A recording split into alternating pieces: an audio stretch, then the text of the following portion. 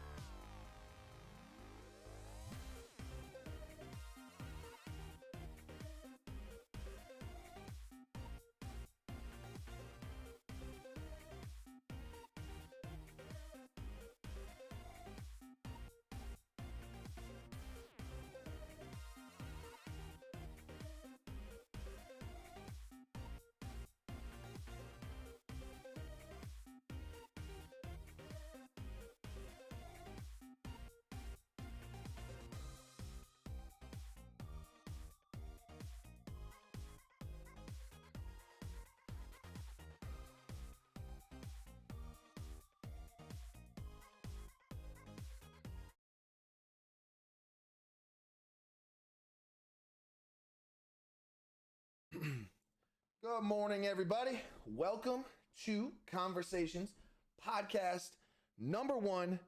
We are going to record. It's called Meet Your Host. I have my best friend in my entire life here.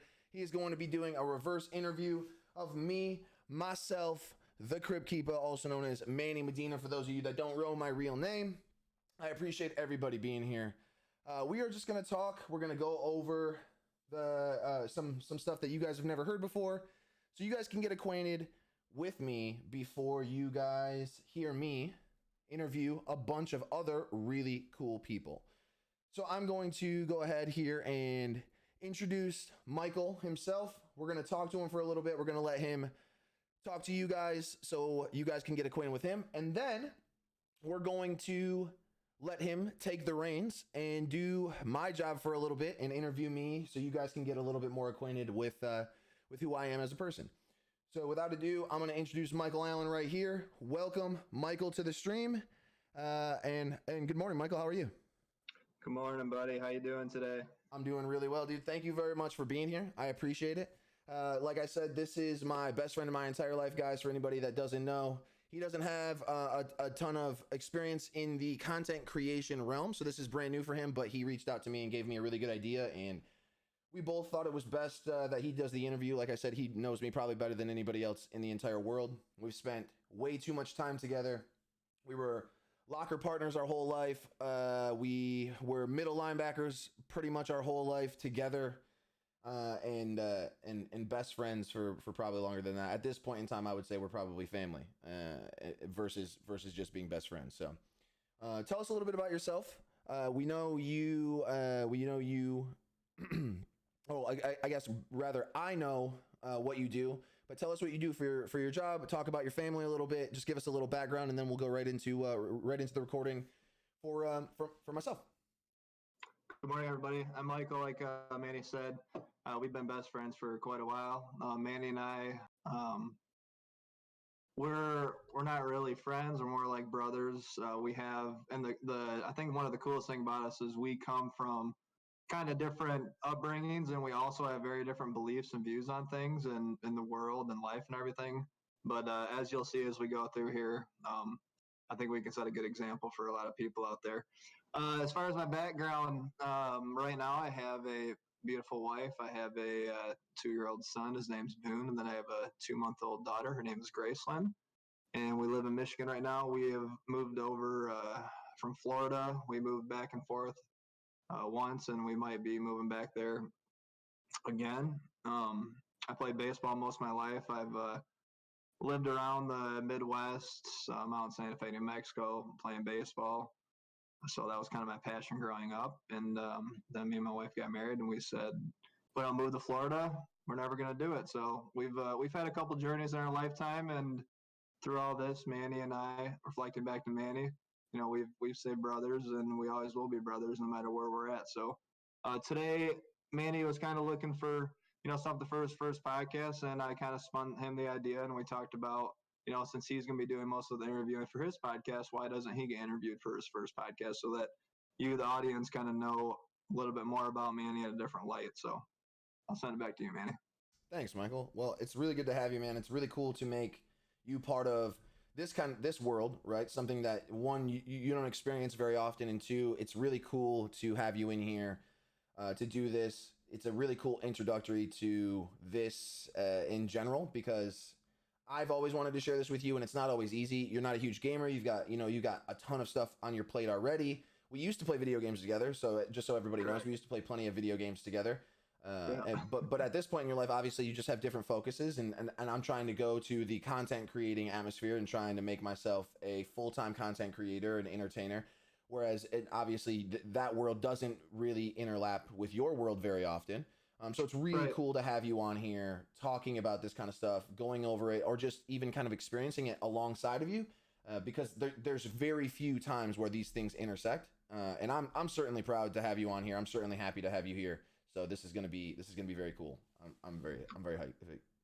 So let me jump in for a second. I mean, you asked me what I did. I'm a project manager. I work in kind of the construction industry. So like I said, me and Manny do very, very different things, which is awesome because we have we have very different views on a lot of things and ideas out there. But Sure. yeah, as far as just so everybody knows out there, content creation. The only thing I really know about it is what Manny and I discussed about it, and me supporting him and kind of whatever he needs and helping all that. So yeah, I played video games growing up, and we played the Call of Duties and the Halos together. But as far as this industry goes, I'm extremely surface level on it, and it's kind of exciting to be surface level on it. Perfect, man. That's what I like to hear. This is a cool little introductory. So I think what we're going to do is you have a slate of questions you wanted to ask. In essence, I'm going to turn it over right now to Michael. He's going to lead the interview. We're going to talk as if I'm the one being interviewed. We'll have a natural rapport. Obviously, him and I talk all the time. But we're going to go ahead and let him be the host. And at the end, guys, don't forget, we're going to open it up to questions. He will probably be able to see your questions at the end, and we'll pick 5 to 10 questions that we can go over that he thinks are legitimate because he has the stream up, and then we'll go from there and see what you guys have. But from here on out, we'll let Michael take the reins and do the interviewing. Michael, if you would. All righty. So what we're going to do, this is going to be, a lot of this is going to be informative. Manny and I are just going to talk and discuss about what we got on the agenda, and some of it is going to be more of a question based. I just want to ask Manny, and he's prepared for a couple of them, but most of them he's not too prepared for. So the first one, obviously, this is a Get to Know Your Host podcast, so I just like Manny to kind of give a brief description of himself, kind of his journey, and kind of set the foundation through his journey through his childhood, kind of very high level to where he is right now, if you could. Sure. Okay. So Michael and I both grew up in a small town in Michigan called Midland, Michigan. He was in an offset area. I was actually in the city. Well, I grew up a little on the outskirts, kind of similar to him.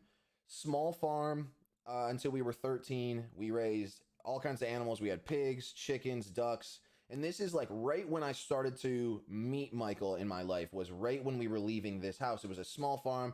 Across the street, there was this huge farm. They had lambs and sheep and everything.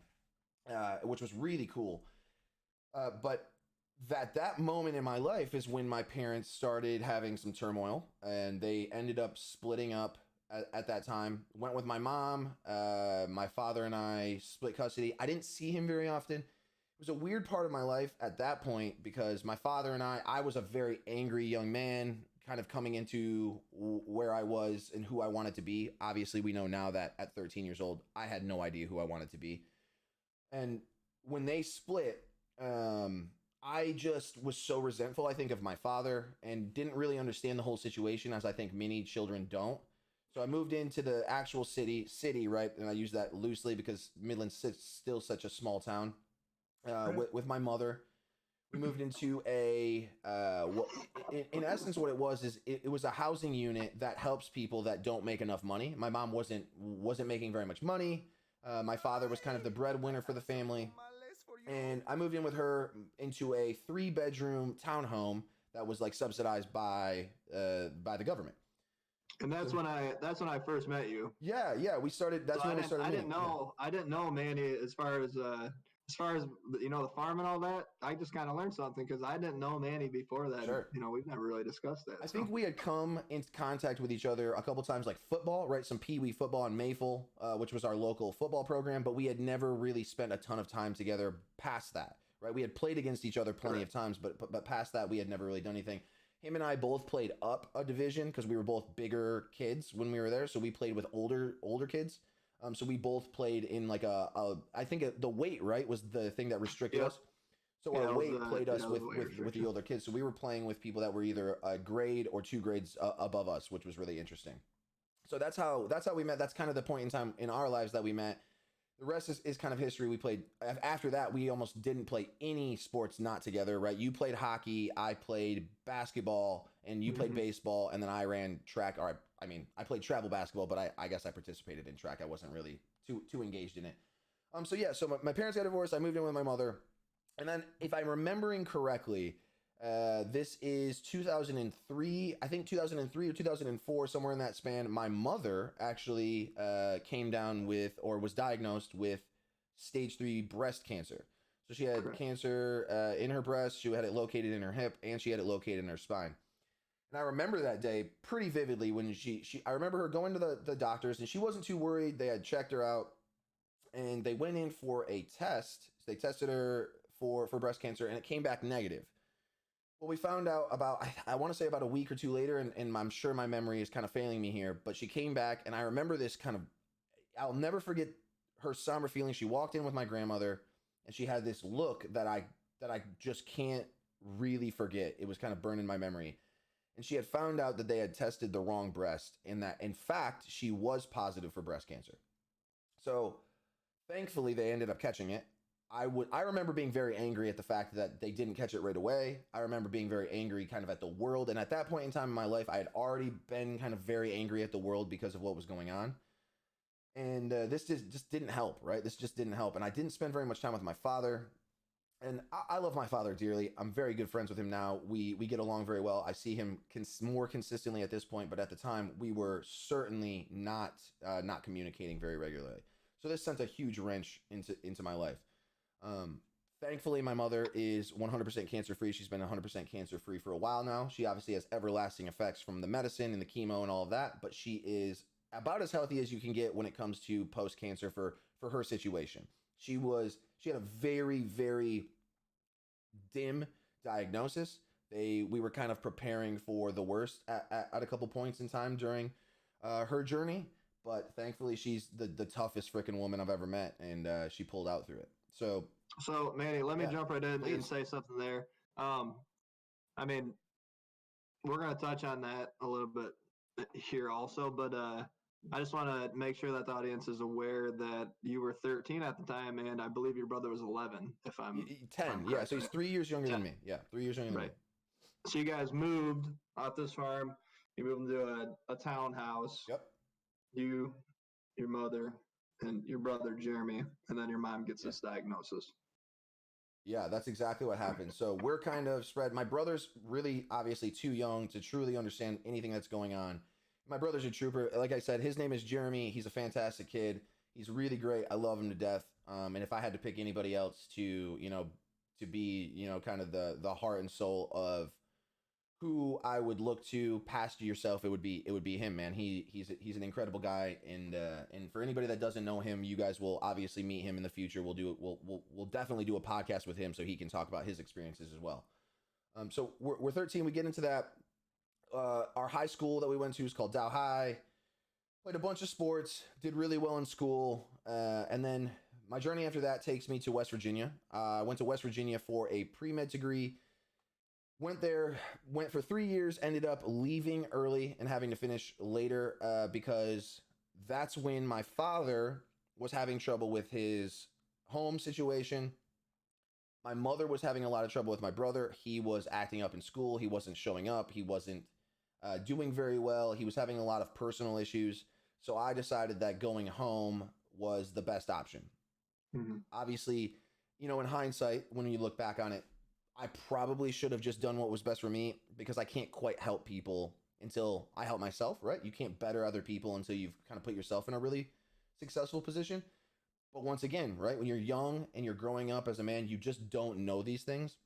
And I didn't know any better. So I went home, ended up doing a couple things. I've worked in food my whole life. I managed a pizza shop. When I went back, I helped open a pizza shop in your home in Sanford. Taught them how to make pizza. That's what I worked all the way through college. I worked my way through college doing that. And then I got stuck, right? I got stuck. I worked at a couple other restaurants. I helped train dogs for a while. And then I was like, what am I doing here? I've got to do something completely different. So I decided with my ex-girlfriend at the time that I was going to move to Austin, Texas to go back to school, and I was going to go to culinary school. So I went to Le Cordon Bleu, went to culinary school, and started learning how to cook. Something I'd always loved doing. And really what drove me there was I loved dealing with people, right? I loved the feeling of when you make food for somebody, when you cook for somebody, there's this kind of very ethereal love that goes behind it, to see somebody truly love what you make them, right? There's something very primal about that. This kind of notion that when you cook for them, there's no more positive sensation. So I fell in love with that feeling. I fell in love with the industry in general and dealing with individuals. And I was like, I'm going to do this. So I moved down here, finished school, got a couple of jobs. We went from, you just took us from high school. to kind of limbo, right? Sure. You're kind of in limbo where you're trying to figure out which a lot of people. I mean, in high school, when people go to college, to me it seems great. I mean, I've coached athletes. Sure. You know, I've coached athletes. I've played in the industry and the whatever. But it's crazy that still I think people they ask you in high school, in college, what do you want to do? Right. And a lot of people don't know, and that's okay to not know. And a lot of people tell you it's not okay, but it's okay to not know. It really is. You were in limbo. You know, you went from high school to college, to really the entry level food industry, and then you went to culinary school, and now you're in the content creation. Yeah.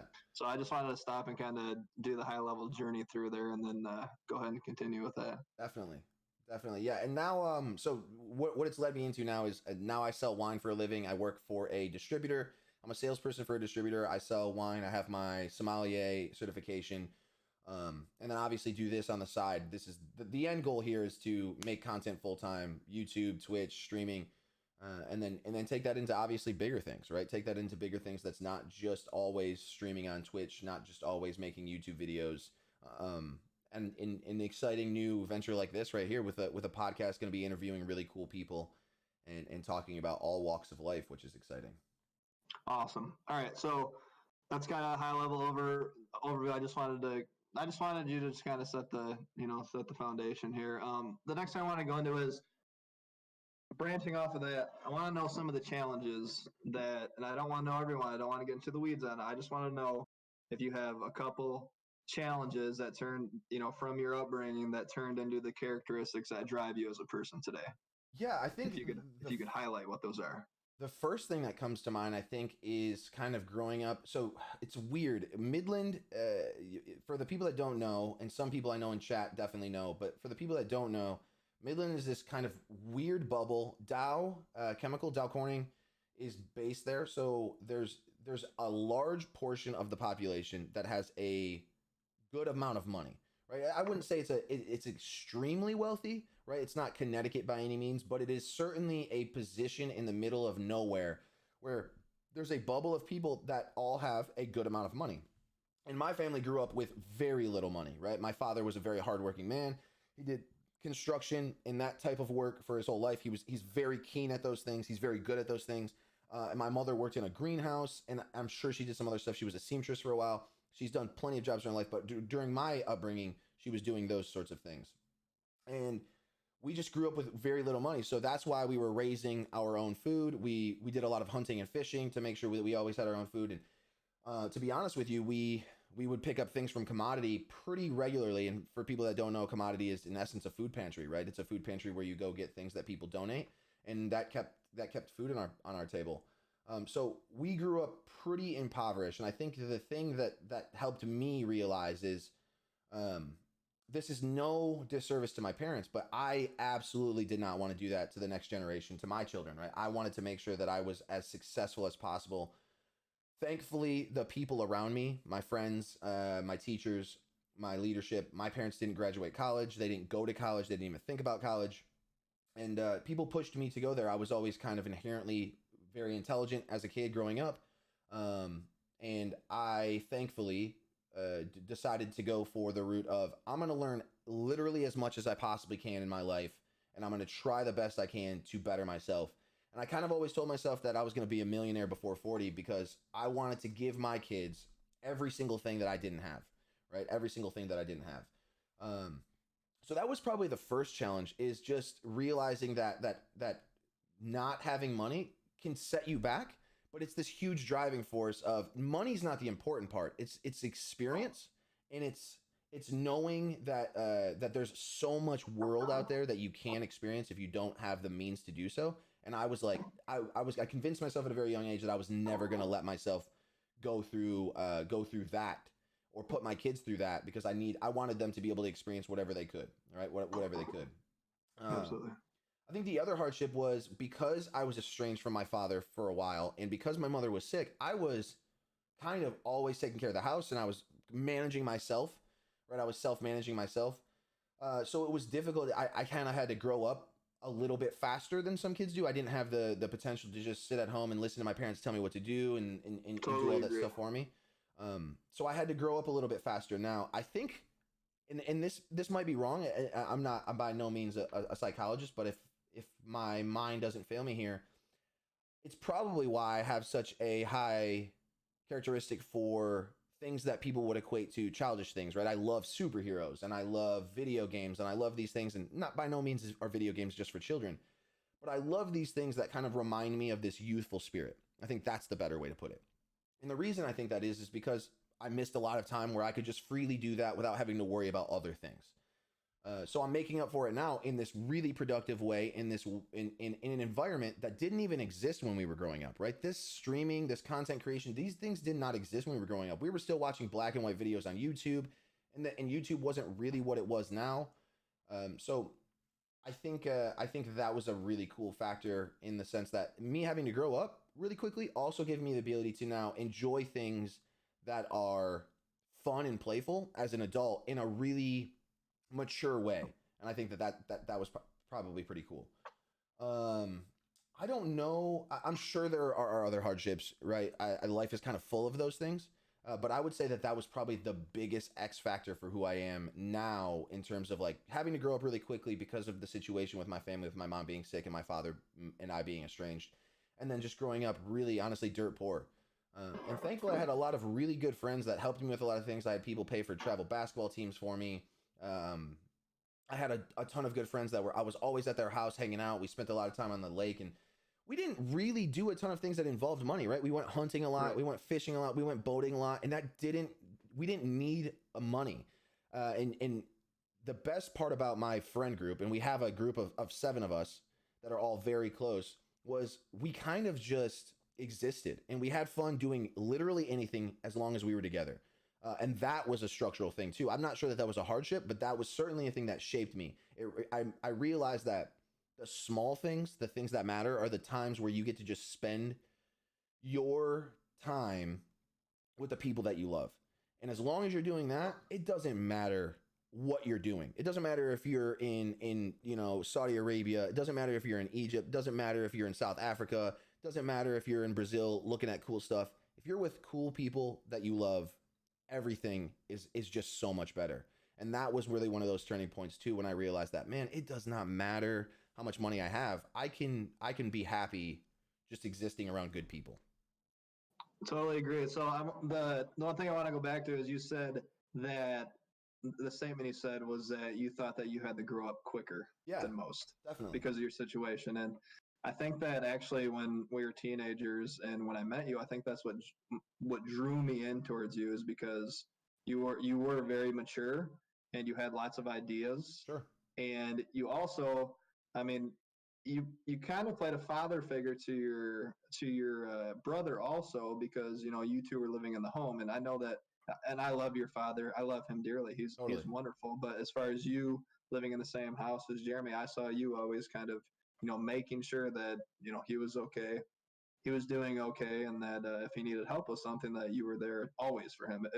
It didn't matter what mom and dad were doing. Jeremy and Manny were always together and supporting one another, it seemed like. And I definitely think that you definitely had to grow up quicker than most of us did in the kind of the culture that we lived in at the time. Yeah, certainly. He was definitely a focus. What I want to say is, to follow that up right now, as far as what I see with Manny, is that he's massively successful, and just his life. I mean, you are successful, you will never ever be not successful, because you have the drive and the motivation to be successful, and it's up to you. The other thing is you do have a huge heart, and I've known you, a long time, and you love helping others. You care for others. I see that. Definitely. You put others first. I mean, no matter what. I mean, it seems like you always put others first before yourself. The other side of that is you're continually learning. Continuous improvement is something I think that, no matter if I'm talking to you every week, if I'm talking to you, once a month or every other month, you're continuously improving, which, is helping you through life also. You're always seeking knowledge. You're always looking for kind of what's next. And Definitely. I mean, and Definitely. A lot of people, that are depressed, they live in the past. If they're highly anxious, they live in the future. And usually if you're content, you live in the present. But I always think that you have to have that what's next mentality also, and I think Definitely. that you have that, which has helped you through this. I just want to say that your character is very strong, and I'm very proud to have you. And I don't think that, and we'll touch on this later. I don't think that you're just being successful, but I think you're being significant in the people, in the people's lives around you. Which, Thank you. I think that's what a lot of this podcast moving forward here, this being your first one. But I think that the success is one thing, but I think that this podcast for you starting it sounds like, what we've talked about is for you to actually make a significance in the people that you bring on and Definitely. your audience here. And for everybody out there listening, that is Manny's goal, I believe, is to make a significance, in your lives and the people's lives that he brings on, and then just sees what kind of, what this kind of evolves into. Sure. I would say that that's a really good way to sum it up, man. There's kind of two mentalities. So you touched on a couple of things that I definitely want to address. First thing, just really quickly, in my personal opinion, and this is just my personal opinion, I think the most important trait that somebody can have is being conscious of always bettering themselves. It doesn't matter what it is. I talk to my students about this all the time. I try my best to express this to my friends and people. As long as every single day you make a single thing about your life better, right? Or about your character, as long as you can improve one thing every single day, you're doing the right thing. You don't have to make these leaps and bounds, right? You don't have to be amazing tomorrow. You don't have to be perfect tomorrow. You just have to be a little bit better than you were yesterday. That's all you have to do. And if you do that every single day, if you can better yourself and you can better the people around you every single day, you're making this lasting impact on the world. That is significant if you continuously do that, right? If you're not complacent, if you're not just existing, you can make these huge impacts by these small movements. So first off, thank you. That was really good to hear. And second off, I think you're 100% right, man.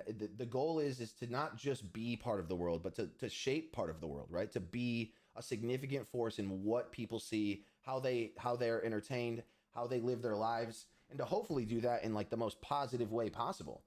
I'm 100% sure that I'll make mistakes on the way there, but the intentions are always good, and I'm always working my ass off to try to make as much of a difference as I possibly can in the right way. So I'm gonna bridge into something else here. So let's, Manny kind of set the stage for where we grew up at, and we grew up in a wonderful place. So does anybody listen out there? The Chargers did beat the Chemics last night, 42-7, to break their undefeated season. Huge So win, just dude. want to throw that out there. So we kind of grew up in this norm, right? And I was explaining this to my parents the other day, and I mean, I had a very good childhood. My parents they're wonderful, Totally. wonderful people. Sister's awesome. They love Manny. Manny's, he's a brother to all of us. He's their son. Manny's mother, I call her Mama. She's my Mama. His dad, I call him Papa. I mean, that's how close we are. But we all kind of grew up in this norm, and I think us being millennials, and I'm sure that there's a lot of viewers out there that are millennials. So, we grew up in the norm of, okay, we go to school, right? We get good grades, stay out of trouble. We go to school, right? You need to go to college. Definitely. Go to college. If you don't go to college, you're not be successful, right? I'm just saying this is the things that we heard growing up. Definitely. Yeah. So What after kind of college, rhetoric? okay. So what's after college? Get with a good company, right? Sure. Okay, then after, okay, get with good company. Then what do? You climb that ladder. You climb that ladder. You hope you have enough money to retire someday, right? Right. Yeah, That's kind of the norm story. we all grew up in, and Yeah. that's kind of in the box. That's the way I talk to my wife about it, my parents about it. That's kind of in the box. Sure. So, what situations and what do you think when you were growing up kind of shaped your mind? Because I don't think in that box. Totally. I know you don't think in that box, but No. is there one thing that you think growing up that kind of made you realize I need to be out of the norm because I don't want to be stuck in that box? And I'm not saying the box is a bad thing. Totally not. I'm just saying there's more outside of that box that was drilled into our heads growing up in a normal culture, and it's not, that's just the norm. So Right.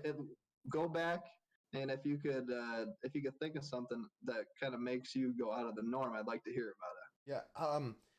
I'm not sure there was like a catalyst event that kind of like, I can't do this whole 9 to 5 office retire. And in the Midwest, especially in the Midwest, this is a huge thing, right? We come from this union culture. We come from these hardworking blue collar families. So it's kind of baked into the cake for these cultures. These people, And like you stated, it is not a bad thing for anybody that does this. For anybody that wants to do this, it is a very successful way of life if you can figure it out to make it for yourself. But I think I never really knew that I didn't fit into that box until probably college, when I realized that like I just wasn't like everybody else, right? I didn't find enjoyment in this kind Well, of. you've never been like everybody else, And buddy. that's exactly true. Yeah, I mean, and there's no question about that. I was always a little weird. I was always a little eccentric. Probably a little narcissistic at times growing up, right? And it led me to understand that. Well, I guess I asked myself the question was, why do I have to be like this, right? Why do I have to fit into this box? And especially growing up in a small town, you don't know that there are even other options, right? Because nobody tells you those things. Don't know. That's exactly it, right? And once I got out, once I went to college, once I moved down to Austin, I started to realize that like these boxes are kind of just fake. They're made up because they're comfortable, and it's this old adage we always use, the American dream, right? We always use this American dream, but Correct. we forget that the American dream is like anything as long as you're doing something that you love, right? We come here for we want to be free. We want to be able to do what we want. We want to be able to express ourselves in any way that we deem fit. And I didn't know what that meant for the longest time, because like you said, when you're growing up, everybody kind of tells you what that means. And then when you figure it out for yourself, you go, okay, I can do anything. As long as I'm successful, as long as I can still hold my virtues strong, I can be whoever I want to be. And I don't have to be this person that everybody kind of expected me to be.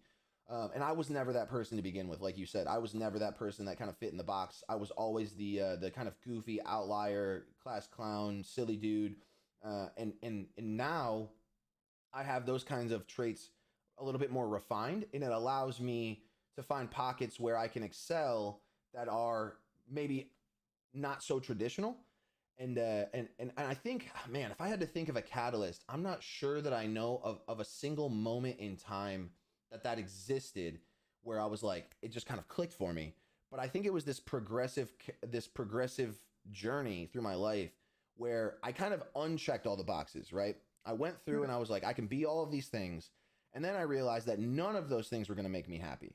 I wasn't going to be me if I fit into someone else's box.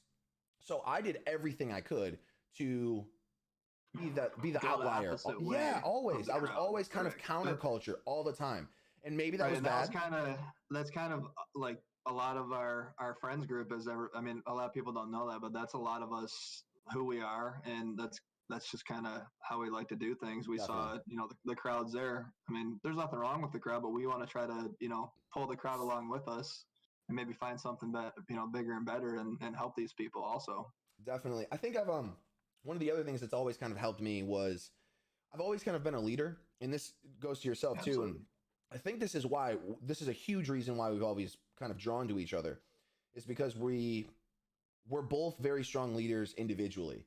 But then when we get together, it's like there's literally nothing that we can't accomplish, right? We could do anything in the world if you and I were just do something together. And we always have, right? Anytime we've ever had anything we wanted to overcome or any goal we've ever set, we've always been able to do that together, because the way we view things are, while being very similar in trajectory, they're very different in the ways of the paths that we use to get to those places.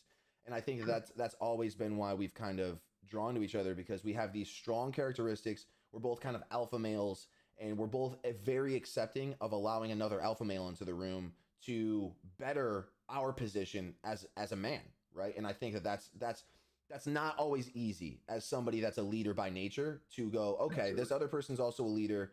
Let me build my strengths on top of them, and vice versa, so we can both kind of build our own castles together. And I think that was something that was always really beautiful. So and that goes along. I mean, one thing that I've actually been working on quite a bit lately, with the whole leadership thing, is being vulnerable. So I mean, it's okay, if we were to sit in a room together and you have ideas and maybe they're better ideas than me, it's okay to be vulnerable and accept those ideas and get on board and support those ideas. Definitely. So I think that being vulnerable is definitely it's skewed. I think it's, for men especially, it's don't be vulnerable ever. Totally. Right. But I think it's actually a weakness that, our society views because I think you do need to be vulnerable. And I think that there are obviously times to not be vulnerable, but I think being vulnerable also helps you learn and gain traction on where you want to go. Definitely. I think So, for some reason, growing up as a young man, you're always convinced that like being sturdy and rigid and like hard headed is this kind of protective shield, right? And then you mhm. start to realize that when you open yourself up to allowing yourself to feel emotions or allowing yourself to be wrong on occasion, and you're okay with that, you're okay with learning from mistakes, you're okay with making mistakes, you start to kind of break out of a cocoon that was always kind of set for you.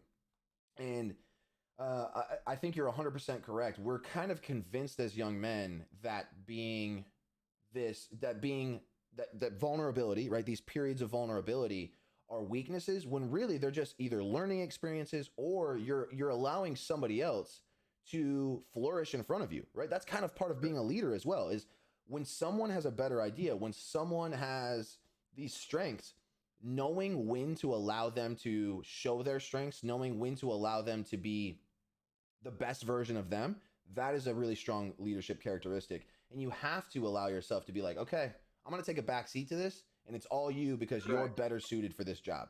And, So and I it's embrace just that. it's called leadership from behind is the way I look at it. That's a good phrase.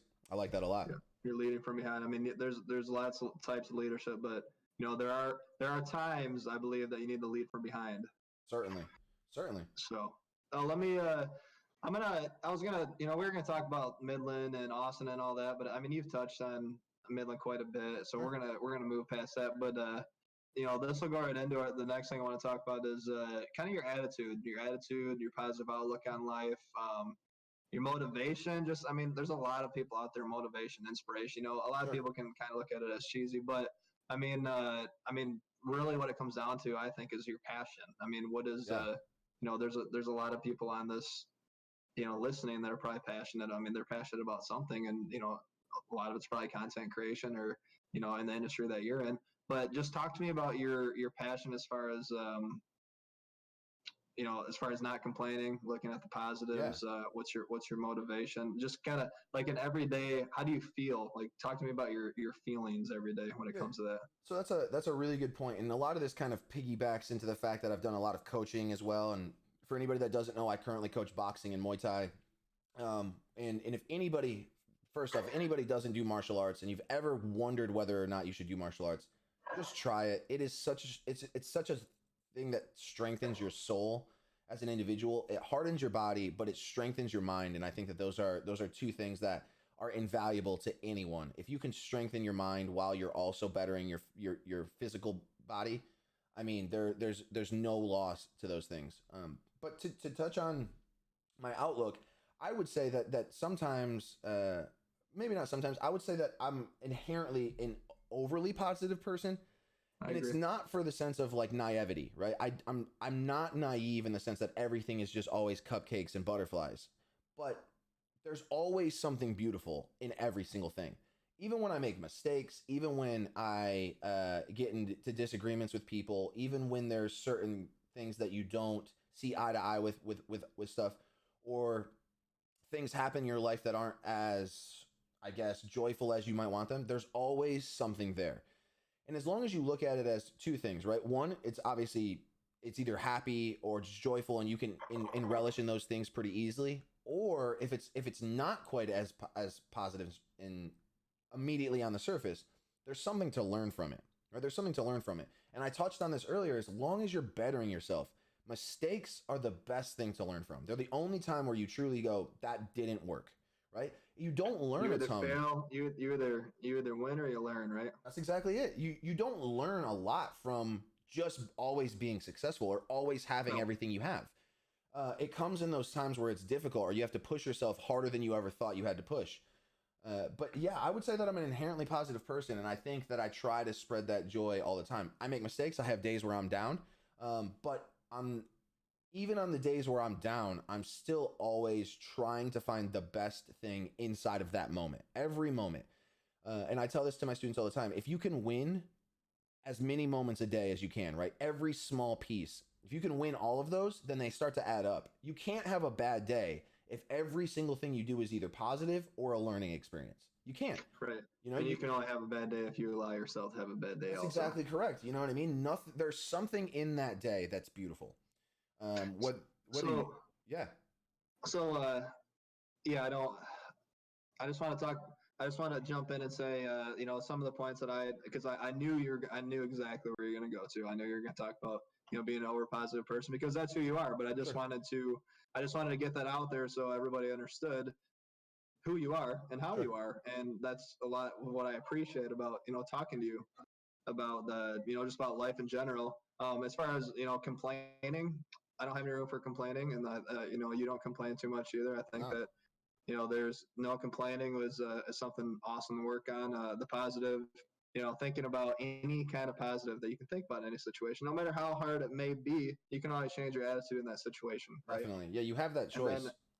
And then the last thing, on that topic that I wanted to put out there is just surrounding yourself with good, positive people. And really, it's about Manny came to my house a couple months ago now. Yeah, August. And I mean, we don't turn the TV on. We don't really do much. We sit on my couch, and I think we talked for 4 hours. And the positive thing about conversing for 4 hours is it's not 4 hours of talking about people. It's 4 hours talking about ideas and things and just concepts. Really, it's not. Sure. So I think that's very healthy rather than a lot of people like to talk about people. Well, there's a lot more to talk to. So I think we're trying to kind of get in the weeds on that subject. I'm gonna move forward to kind of your kind of in the content creation space. Sure. I just want to know, where did Kryppkeepa come from? And I got a follow-up question that Manny doesn't know about. He's probably gonna chuckle about. But explain to me just really quick, Kryppkeepa. Yeah, so I wish there was like a grandiose story behind this, because there's really not. At the time, I had just gotten my first Xbox. This was into college. I was not a gamer as a kid, right? I was not somebody that sat inside. We spent 90% of our time outside doing something all the time. And when we were inside, it was because it was 2 a.m. and we were doing things that we shouldn't have been doing, right? Like, so, right. So there's no grandiose story. I had been watching at the time reruns of Tales from the Crypt, the movie where there's that Kryppkeepa character. He's kind of the narrator of the story, and it's all these creepy videos. And it has really nothing to do with me, but I thought in my mind, I was like, that would be a really cool superhero. All right. So I took that and made my very first Xbox profile name, right? My very first Xbox tag. And through gaming and everything, that was kind of always my sub persona, right? My gaming persona was always Kryppkeepa. It wasn't more than that. It was just, I had been watching the show. I thought it was a really cool name. I wanted to adapt it to myself, and I stuck with it. And then once I was Kryppkeepa, it was almost impossible to go any other direction, right? Once I realized that I wanted to stream, I was like, how can I change this persona? This is who I've been for so long via gaming, so I might as well just keep it. So it's not even a crazy story. It was just a silly thing that kind of happened, and it clicked, and I've embraced it, and now I've kind of become that character, which is really kind of neat. And now I'm the narrator of that story, right? So it's kind of all come full circle, which is really cool. So, Kryppkeepa. Yeah. That's cool and all, but tell me about an ice cold fire. Yeah. So one of my that actually originated on AOL Messenger. Right? AOL Messenger. My very first AOL Messenger name was Mansterman. All right. So super original. Mansterman 13. For anybody that doesn't know, 13 is my lucky number. And then I think when I was that age, I was looking for these kind of transcendent ideas, right? So an ice cold fire, right? That's why I want to throw it out there, because they probably never heard of that, right? No. Right. Yeah. So an ice cold fire, looking back on it, I mean, that was back in the AOL dial-up days that we were talking on and instant messaging. But when I reflect on that name, it just fits you for how your brain works and how you think about things, because like you just said, you were looking for something, just a different kind of concept, right? So and you were what, 12 maybe? 11, something like that. Old? Yeah, I wasn't very old. I was 12 to the 15 area. Yeah, it wasn't I was certainly not even a young man at the time. I thought I was, but I definitely wasn't. Ice cold fire. Yeah. It's really weird. It's funny. I still use the email for like, that's like my spam email, right? So if I open a new account somewhere, or if I'm getting Cole's emails, it's all going to a nice cold fire. So I still have a little bit of that really cool history back there. That email is where all of my kind of just like mass emails go to, which is pretty silly. That's awesome. All right. Give me your overall favorite video game growing up. Favorite video game growing up, Zelda Ocarina of Time. Jeez. Yeah. 64 transcendent game. Really developed the open world concept. I played that thing for more hours than I probably have ever played any other video game in my entire life. That's awesome. Yeah, that was definitely the one. And then going into like when I started really kind of playing video games wholeheartedly, it was Black Ops. It was the very first Call of Duty. Yeah, I played Modern Warfare, loved it. Played Black Ops, but Black Ops and Black Ops 2, I was like, at the point in my life, I was able to play so many video games at that time because I was in college or like right after college. It was just I was just able to delve myself into it, and I think that's when I really fell in love with like, this is so fun. I never knew this existed because we were always outdoor kids, right? We were always fishing and hunting and doing stuff out there, camping. And then I was like, there's something to do inside. This is cool. Also, I mean, all those things are great. That's what we do. That's what we love to do still. But it wasn't popular back then. We were usually pushed out. You know, it was you need to be outside. Definitely. Where now, and we're gonna touch on this a little bit here in a couple minutes, but it was kind of shunned and looked down upon, and you know, like, hey, you need to go outside. Where now, obviously, times are changing with technology. I mean, even from 2000, and it's only been 19 years, and we've progressed like crazy, right? Yep.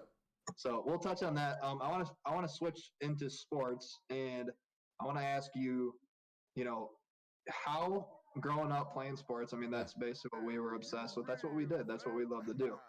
How did sports, kind of your background in sports, play a role in your content creation? And does anything like that, passion-wise, tie into each other?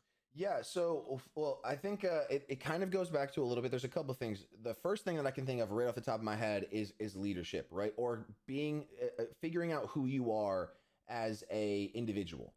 Sports really helped me in the sense that we were always the captain of our team. We were always leading people while we played sports. So it was kind of by nature that I came into my role of like, it was easier to define who I was as an individual.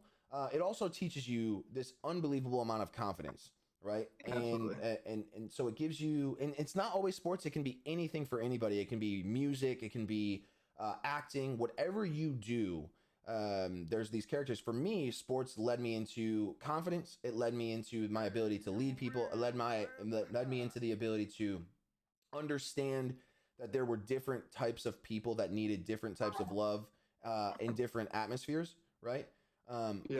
Yeah, so that helped me a lot, I think, in sports. Also my competitive drive. I've always been competitive. I know that you know that, but for everybody here, I'm like unbelievably competitive. When it comes to streaming, I care far more about my content. I care far more about my outside life. So I don't have tons of time to like really practice video games and get good at them. I'm fairly competitive when I play. I would say that I'm good at a lot of things. I'm certainly not great at any video games, but I try really hard, and that's part of that background, right? It's part of the fact that if I'm going to do something, I might as well in that moment do it to the best of my ability. I don't want to lose because it feels like I'm letting myself down from where I know, and it goes back to that thing where I'm also okay with losing. Losing is part of your growth process, and the more you lose, the more you realize how you can win. And I think that was a massive part of sports. Losing at that point in time, it was everything you had. When you're growing up playing sports, that's all your life is, right? You're learning, you're going to school, and then you're playing something, and your passions reside in these athletic competitions, for me personally. And when you lose, it's like this heartbreaking moment where you're like, what did I do wrong? What can I do better? And the next time I show up, now I have some answers that I didn't have before. So I think the perseverance from sports was invaluable to my life now. Losing, quote unquote, in life just drives me to be a more successful individual. I learn more. I get better at what I'm doing. I practice more often. And that was probably the single thing that's kind of transferred from sports to content creation is when something doesn't go the way you want it to. It's oftentimes because the other person or the thing prepared more than you did, right? Whatever you're competing against. So it's in your hands. Sometimes you lose because somebody's better than you. And if that's the case, you have the ability to get better by practice.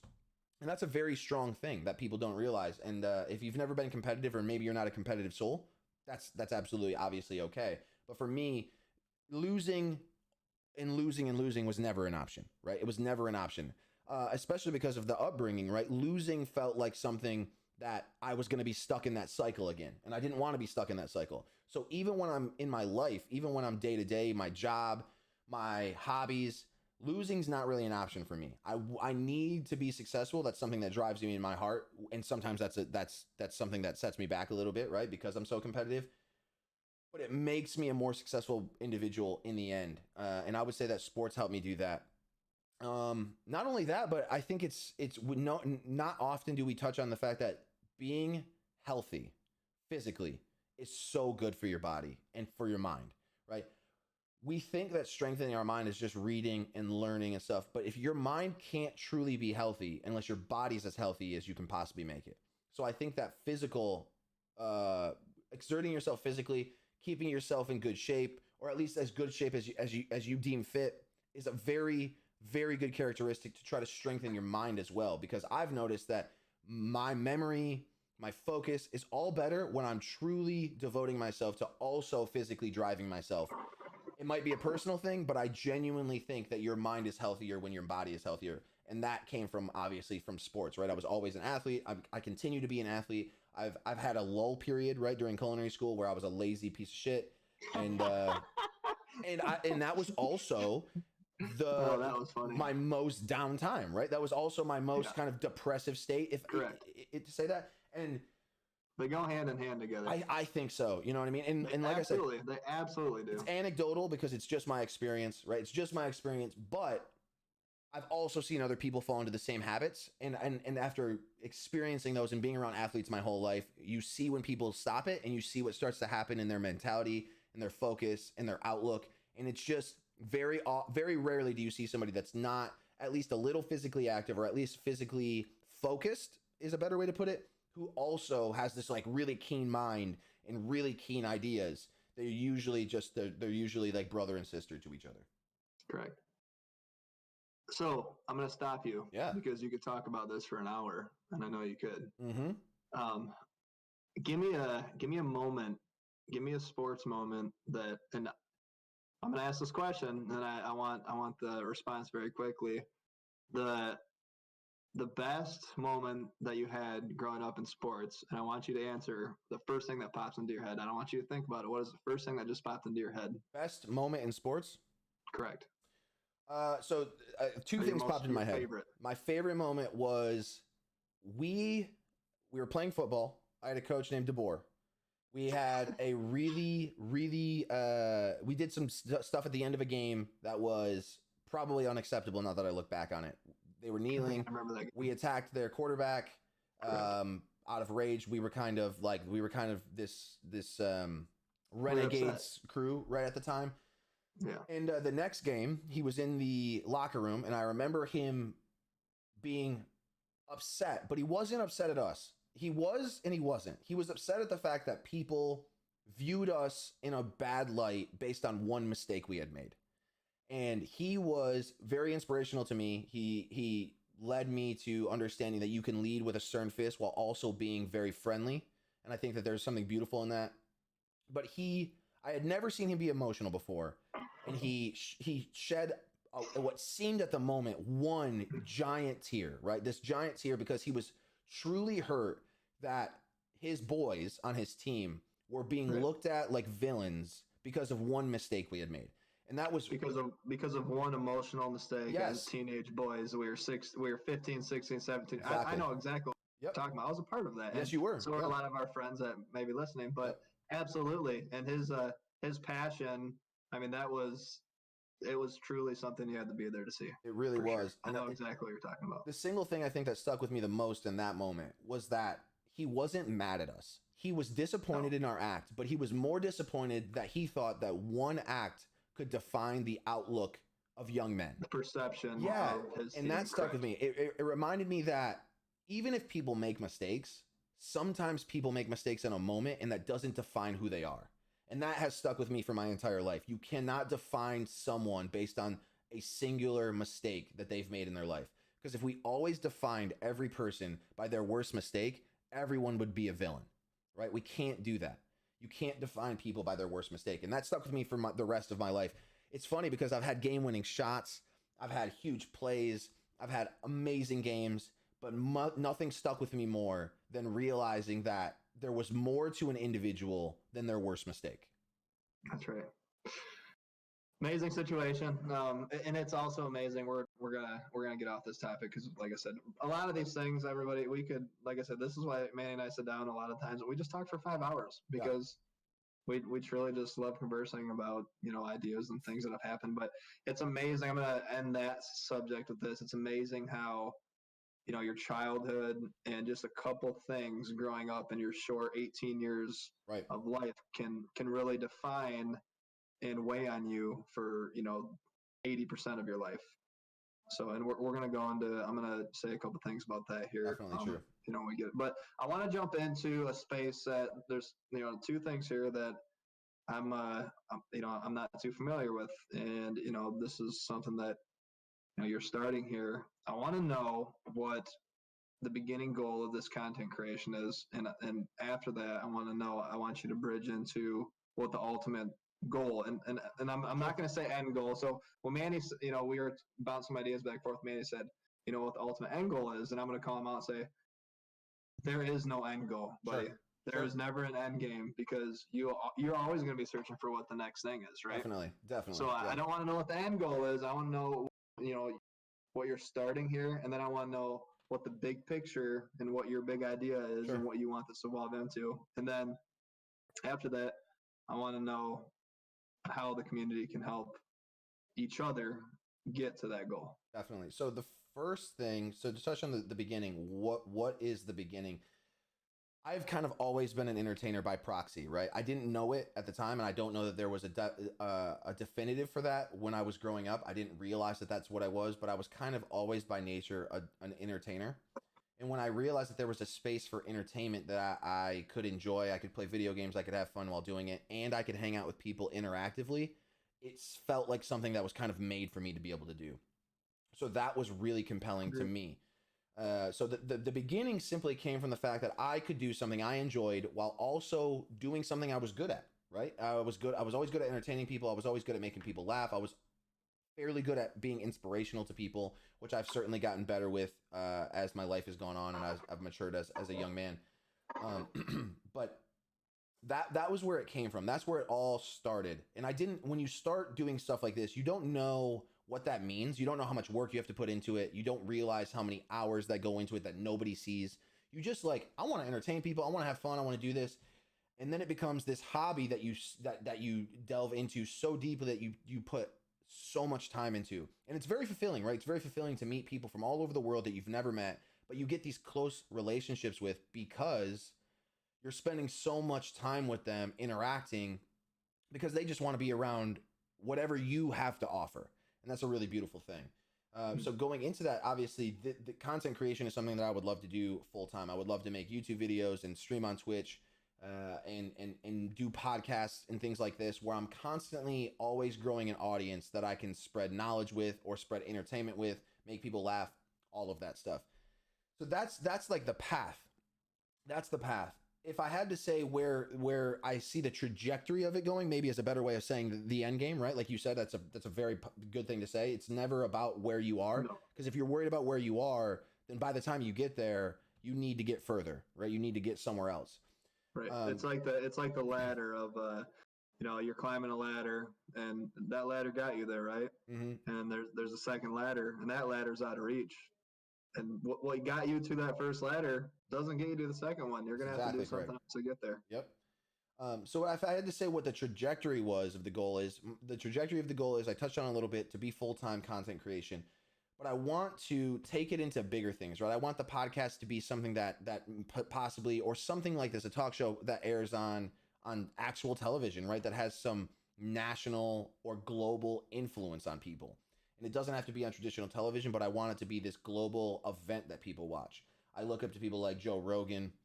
because he has this unbelievable ability to find, he's used his platform to meet people from all walks of life, people that we find to be culturally relevant.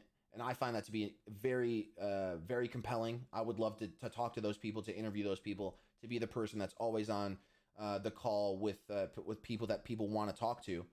And then I think a lot of the times content creators kind of stop at, I'm just going to go full time on Twitch. I'm just going to do YouTube full time, and that's where I am. But for me, why I don't see any reason why this wouldn't carry you into TV or movies. And I don't know what that means. I'm by no means an actor, but I do think that there's something really beautiful in thinking that, like, you can there if I'm making content, I'm entertaining people, I'm learning how to speak freely publicly, why wouldn't that take me into bigger things? Why wouldn't that drive me into things like TV and movies?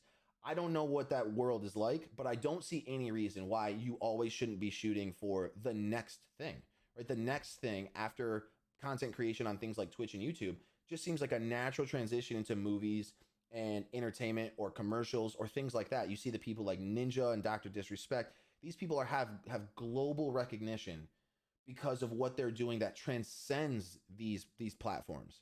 And my goal is to do that exact same thing as far as I can go, right?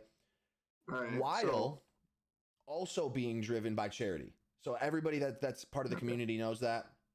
But I want my goal for Twitch is to be the biggest charity streamer on the platform. I want to be the biggest charity streamer on Twitch because there's zero reason in my heart, coming from a place where I had nothing, why I shouldn't be using a platform where I can touch thousands of people, hundreds of thousands of people's lives, and not use that to better other people or help other people in some way.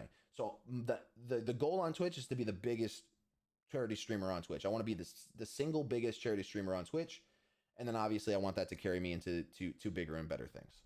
So I was gonna interrupt you because that's what we do. But what I was gonna go into, and then you went into charity. Yeah. So that's the next thing I was gonna go into. Your charity. I want to know what your focus charities are, and then the other thing I want to know, and I'm asking this for, I guess, everybody that's listening, is how can everybody in this community get involved, and why should they get involved with you? And I want to know that. What's your focus? What can they do, and why the heck should they get involved in your charity streams? So the question, why should they get involved, is completely subjective, right? I think one thing that I want to preface is I don't want anybody to be here because they feel like they have to. And I'm all about asking my friends to be here. I'm all about asking people to join in on the streams because obviously I want to grow, and the bigger I grow, the more impact we can make. But if you want to be part of something on the cutting edge and somebody that is completely driven to help people, somebody that is consistently making themselves better while also focusing on doing the best he can to give back to people in whatever way I can, I think that I am that person. I think that I can do that for people. I think that the bigger platform I get, the more impact that I will make, and I'll make sure of that, right? I will make sure that the impact is always relative to the size of which the community is. So if you guys want to help people, if you guys have any inkling of entertainment that you guys enjoy me being around, if you guys ever want to be part of a charity, and let's say you don't even come for regular streams, but you just want to be part of charity streams, man, just show up. You don't have to have money. You don't have to have giant donations. But time is the most valuable currency you can ever give somebody. Absolutely. If you can give me, the channel, the community, your time, if you can share the post, if you can let people know what we're doing for positive environments, like for the charities that we're doing, that is so productive. It is so massive when you just give your time to people. And if you, and I'm humbled that people already do this. People donate a bunch of money, people donate their time. And that's the most valuable thing. I know how valuable time is. I know how very little time that I have to give to things that I love. So I know what it's like to give your time to people and how much worth that really has. So I think you should do it if, one, you enjoy being here, if you enjoy this kind of content, and two, if you just love helping people. I promise you I will do the best I can to continue to grow that aspect of the community, to continue trying to be as successful as I possibly can so that we can make bigger and more successful leaps into helping people. With what it So is, yeah, go ahead. go ahead if you got more to say about it. I was gonna.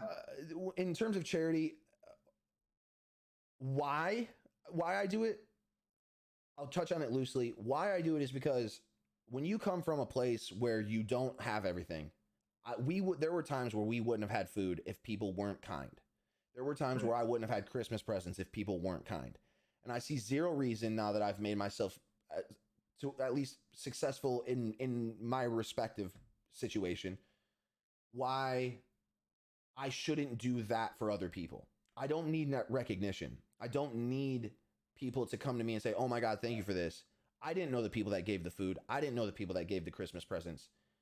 But it meant so much to me that being on the other end, being able to do that for somebody else, there's nothing more compelling to me than to use a platform to do that on an exponential level for other people. So that's why charity is a thing. That's why it means so much to me, because I was on the other end of that, right? If people weren't giving people, if people didn't care about people they didn't know, there were times in my life where I wouldn't have had certain things.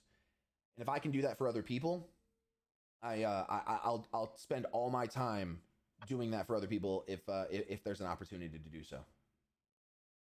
So what avenues? I mean, so we touch on charity. Yeah. What other avenues of content creation? I mean, what is there any other avenues that you want to take in content creation? And if so, Yeah. explain. Or Yeah. if there's not, cool, we'll move on. But I don't know that there is. I think I've touched on those things. I think YouTube is an important thing, right? Making cool YouTube content, which is a complete world that I'm not super familiar with. I've got some YouTube videos out now. They're mostly highlights. All of my podcasts will be uploaded on YouTube, and just making content for people. Like, not everybody can be at live streams, right? People have lives, people have things that they have to do, but everybody has the time to watch YouTube videos. And everybody watches YouTube videos, whether you watch them on Facebook or you watch them actually on YouTube or you see them somewhere on Twitter. Everybody sees clips of videos all the time. We digest tons of media, right? So I would say YouTube is the next thing. This podcast is something that's very important to me and something that I want to be very successful.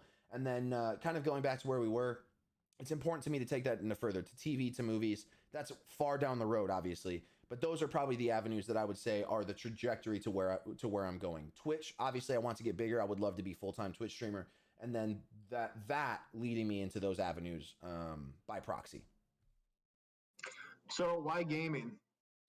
I think it was because Twitch. I think it was because Twitch is kind of gaming centric, right? So I loved video games. It was something that, like I said, I could do inside when I wasn't outside. I could do it at midnight when I got home from work, and I played video games. And there is something very communal about playing video games with friends, right? There's something really beautiful about that. So let me jump in there. What is because what I want to ask is, gaming, but why what makes the people that are listening in the industry, like, what makes us special? That's, because that goes along with why gaming. So about, the people that are listening right now that are in, the content creation, that are interested in this, what makes them special? I think, I think gamers by nature are inherently, there's two things, or there's a couple things. I think they're by nature competitive, or they're looking to transcend the daily.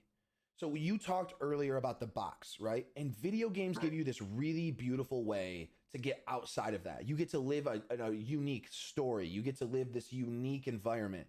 You get to be a character you would never get to be normally. Like, it's the same thing with people that cosplay. It's the same thing with people that love superheroes. You get to delve into this world that takes you away from the everyday. And sometimes the everyday is mundane and it's monotonous and it kind of falls over itself. In video games, much like movies, where it's unique with movies is you get to live these things and you're the interactive part of that. So video games are these really unique storylines. Like, we all love movies, we all love TV. Video games give you the ability to do those things, but be the character. And there's nothing like that. It's like reading a book, but being the lead character in that book. That is a very compelling idea, right? When you think about it. Then you start talking about visuals, you start talking about progression. People love progression. People love being successful in things. And video games give you like a wide array of all of those things. There's even games like Minecraft where you get to create. You get to be creative with yourself. You get to do There's things like their Fortnite that allow you to play with your friends from all over the world. That is repetitive, but you can get better at it. So there's this competitive nature to it. Then there's games like God of War or story-based games where you literally get to be Man, you that were the character. God of War man. I loved God of War. I still love God of War. You did. Yeah. So you get to be characters, or there's something for everybody. You either get to build, you either get to create a world, you either get to live inside of a world, or you can just jump on with your friends and have a really fun time just interacting with people that you enjoy being around. So video games really encompass so many things. And I think the single thing that I would equate to video games is interactivity. You get to interact. Absolutely. Movies don't give you that. Books don't give you that. TV doesn't give you that. Video games give you this way to delve into a very tangible environment that you are part of. And that is something that is very unique to video games. I agree. It's funny because I was going to wrap this up and say that I would like to discuss kind of how, the gaming industry and the Sure. people listening right now are out of the norm for, what we've been, taught growing up. And Definitely. that you can always go back to the generational differences, right? Between the baby boomers, the Gen Xers, the millennials, and now the Gen Zers, right? And so, I mean, this industry, like I said, everybody out there, I'm very surface, but I know that the Fortnite champion paid out $2 million, I'm pretty sure, for the champion. Yeah, I think right? like $6 million he made. Yep. Yeah, so I joked to my wife, and I was like, maybe, I always look at it like, man, I don't have time to play video games, but maybe I'm the idiot, right? Like, sure. Why am I not in this conversation? Absolutely. So, I mean, it's just the way, our world is evolving, and, Definitely. I think it's wonderful. I mean, that's why it intrigues me when I talk to you about it, because I'm just very surface level on it. And I mean, Certainly. so I like learning about different things also, like you do, always being continuous improving. But so we've touched on the charity, we've touched on the entertainment, we've touched a little bit about you. We touched on your sports background and all that. What I want to get into just a little bit, and we don't got too much long. I know we've been running quite a long time, which you and I can talk for quite a while here. But Sure. I want to get to, because this is, get to know your host, and this is get to know Manny. So the way I want to end here with a couple points is I want to get into Manny. I want to get into Manny a little bit. I want to know right now, as you sit, the top 5 items in life that our top priority, that you're laser focused on right now.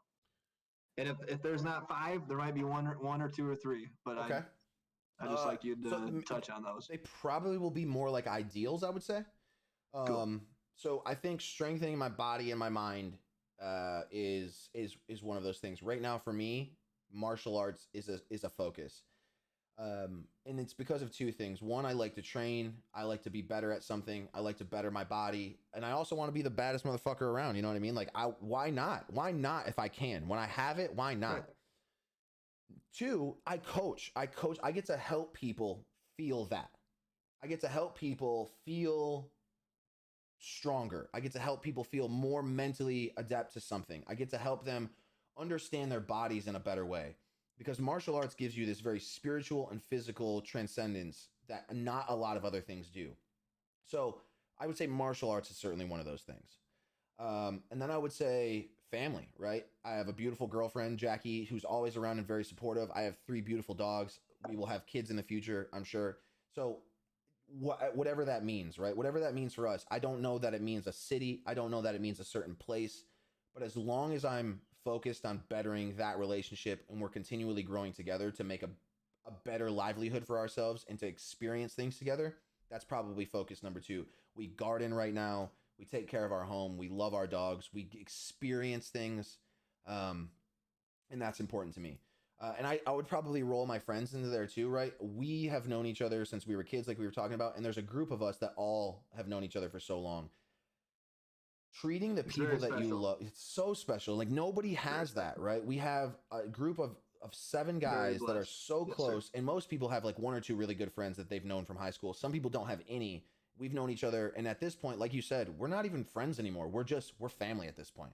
My family is your family. Your family is my family. Your sister is my sister. It's just my brother's your brother, and it's a lot of people say that as rhetoric, and it's not, right? Like it is 100% real. You guys are the absolute epitome of what I look for when I base my relationships with other people that I just meet, right? Like, can these people add something to my life? If not, it's because I'm relating them to what I know is possible in life.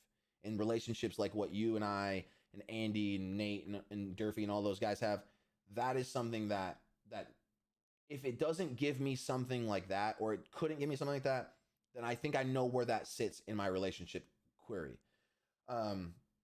So family, friends, body, and then my professional life, right? Like so content creation and bettering myself in terms of where I want to go for trajectory of life. That's probably a third focus for me. I spend a lot of time bettering me as a professional. I spend a lot of time learning as an individual for what I need to do for content to make myself more successful.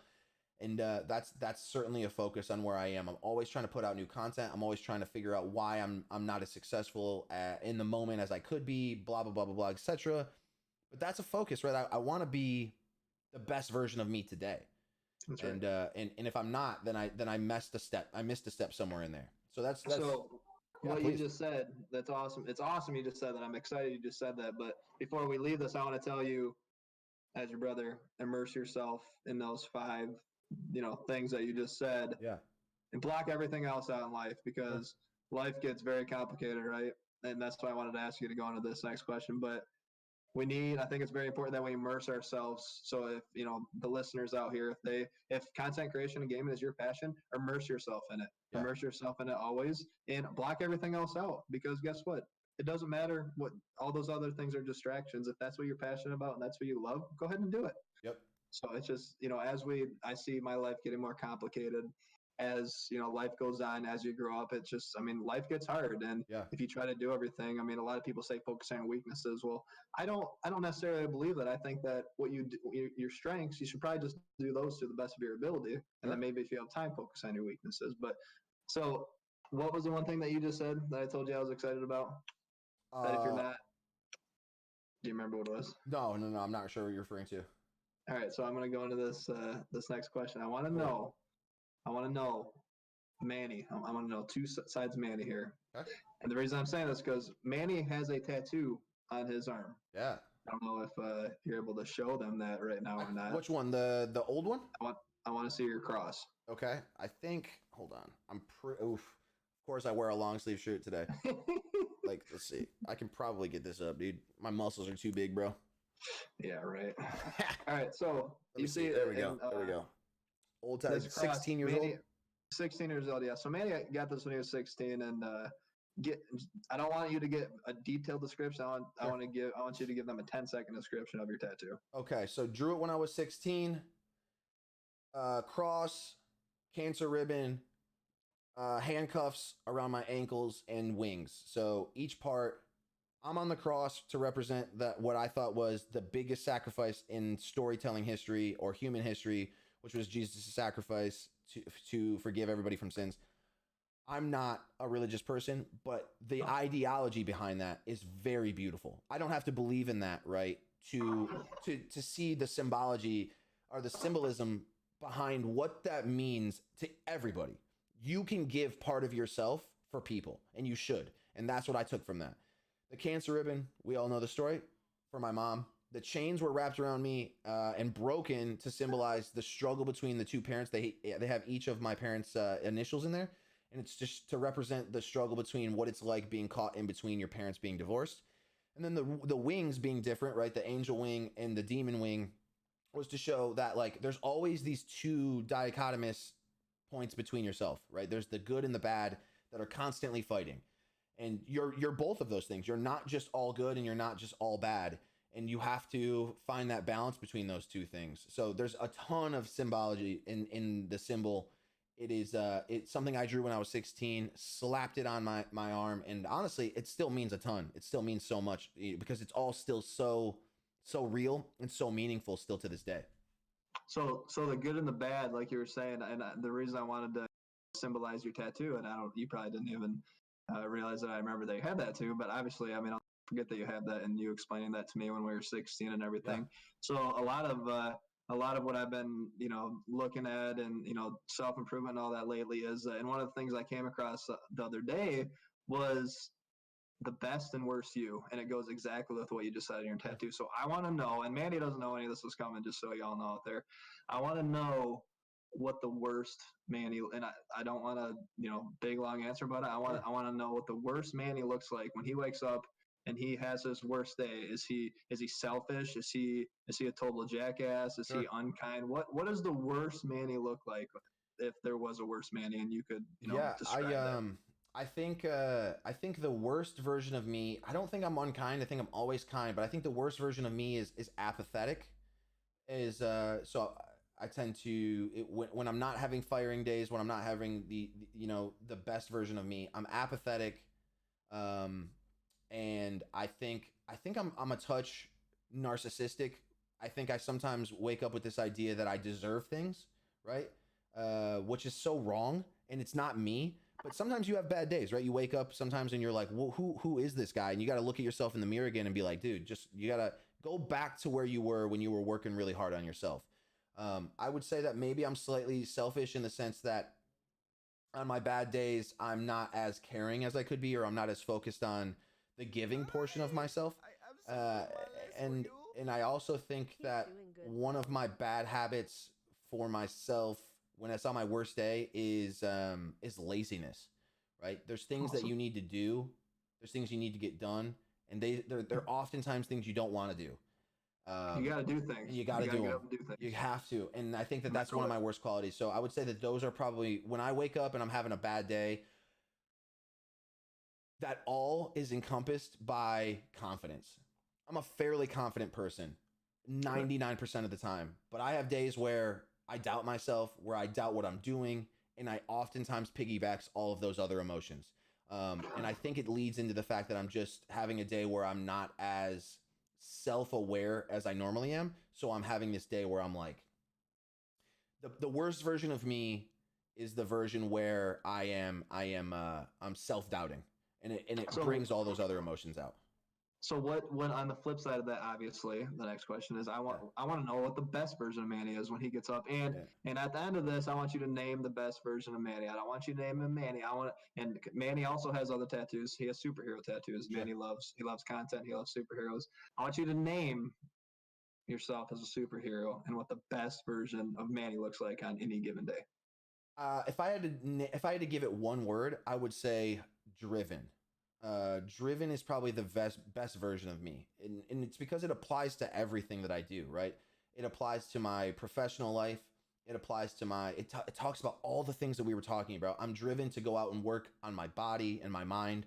I'm driven to be a better lover, right? To be a better boyfriend, to be a better friend, and I'm driven to be a better content creator.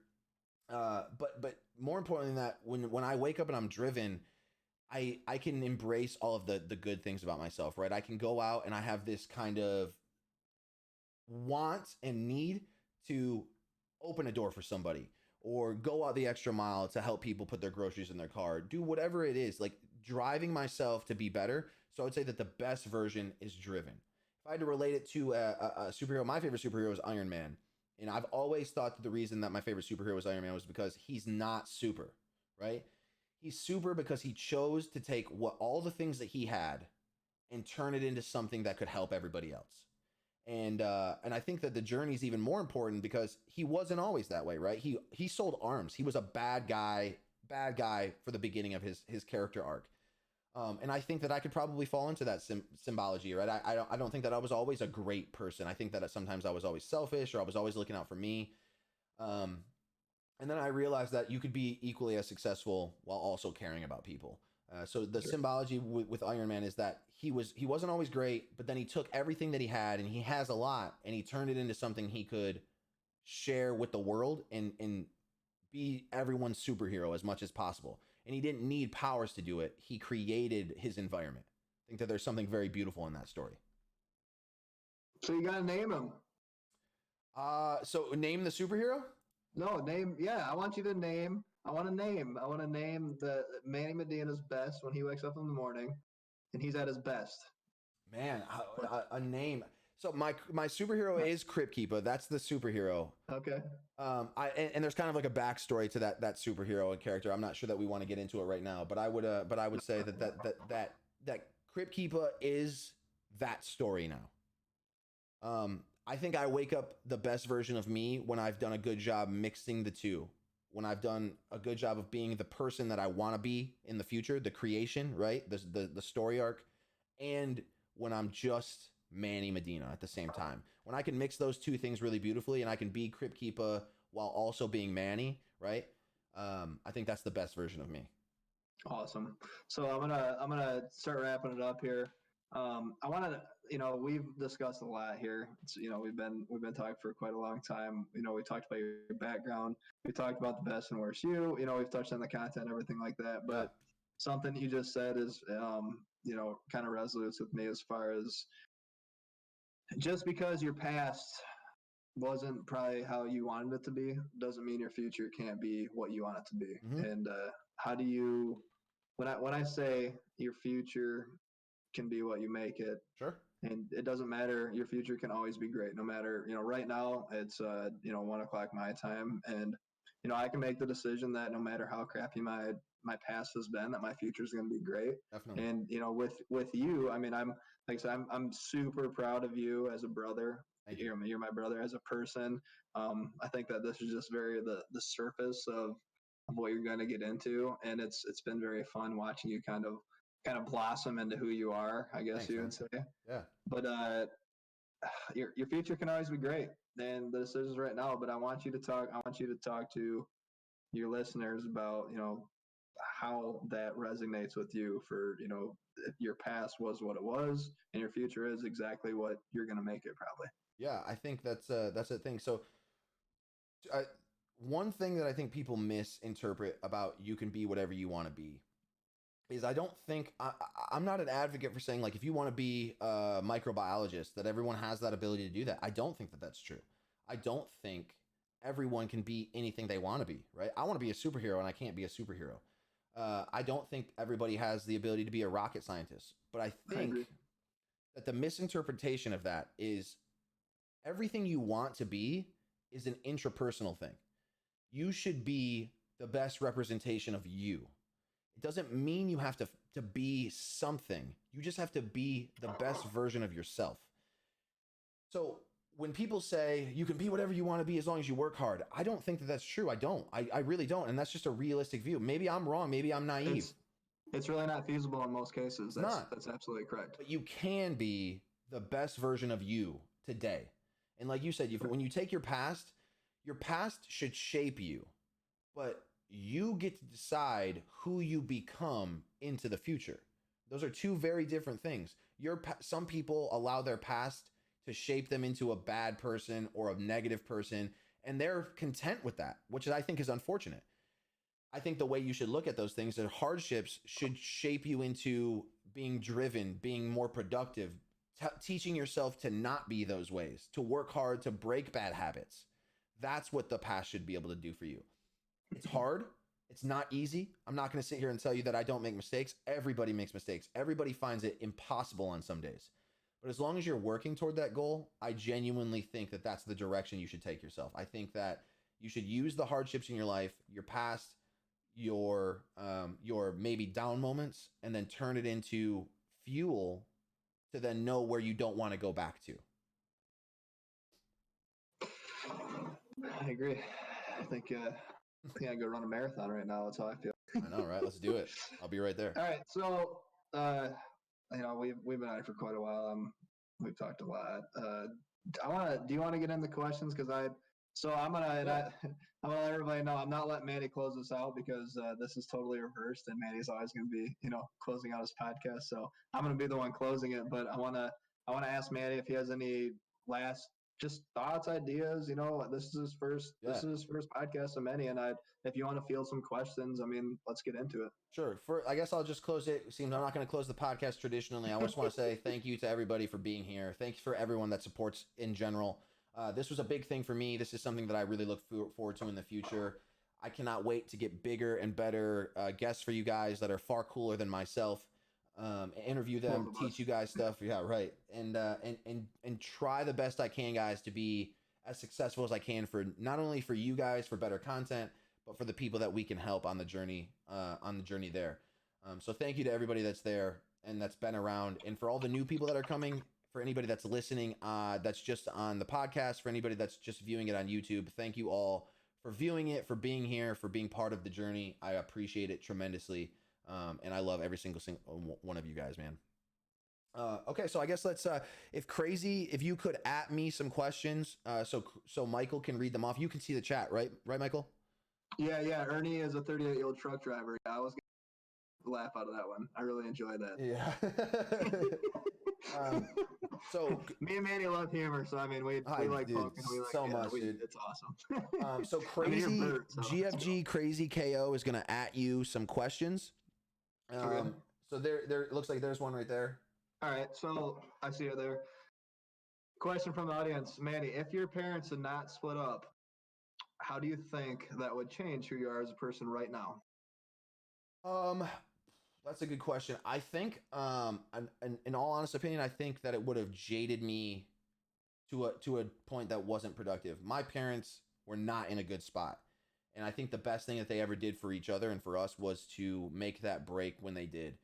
We were young and developing, and it was hard at the time, but I think it gave us the ability to, one, be strong. For me personally, to be a stronger young man, to be a stronger individual on my own, and to realize who I was and what strengths that I had that I didn't maybe know I had before. And two, I think it taught me that not every relationship is meant to last forever. Sometimes people are supposed to be in your life for moments and not forever. And there's some people that are supposed to be in your life forever. And I think that realizing the difference between the two can save you a lot of hardship and can save you from trying to keep relationships on that are supposed to be only in the moment, right? That are supposed to be just for now when it works. And not every relationship is supposed to go on forever. So I think it taught me that there are levels of relationships, there are levels of interactions with people. And I think I would be a more jaded person because I don't think that would have been, I don't think that kind of negative fighting, combative environment is ever conducive to successful things.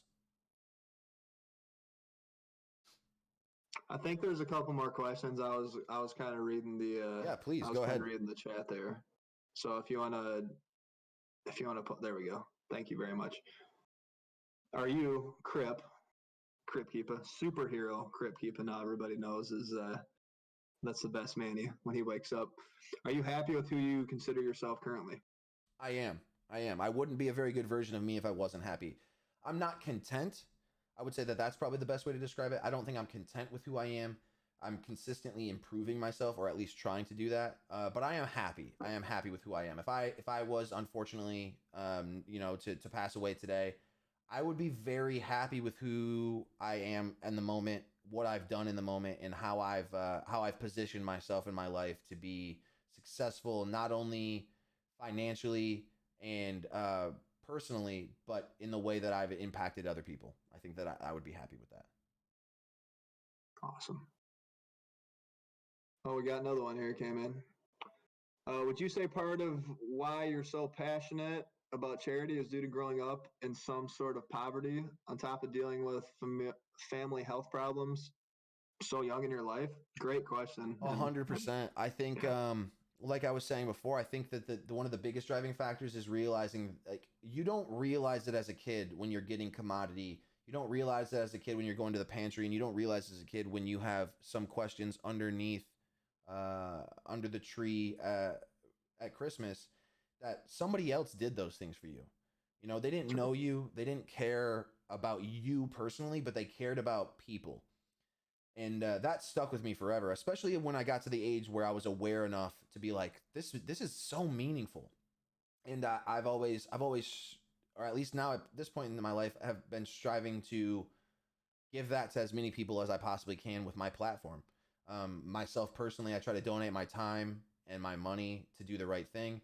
And I try to give everybody a forum to be able to do that as well, so that I can give other people that sense of fulfillment. And I don't need to know them. I don't need the recognition. I just want other people to have the proverbial Christmas present under the tree, when it comes time. Giving in secrecy is definitely the best form of giving, I would say also. Yeah, I think it's the most fulfilling to me. Trust me, Right. I want giving to make me a better professional, right? I want it to drive me into. I want charity to make me be more successful in life, but I don't want those things to be misconstrued as like I'm doing charity to get popular.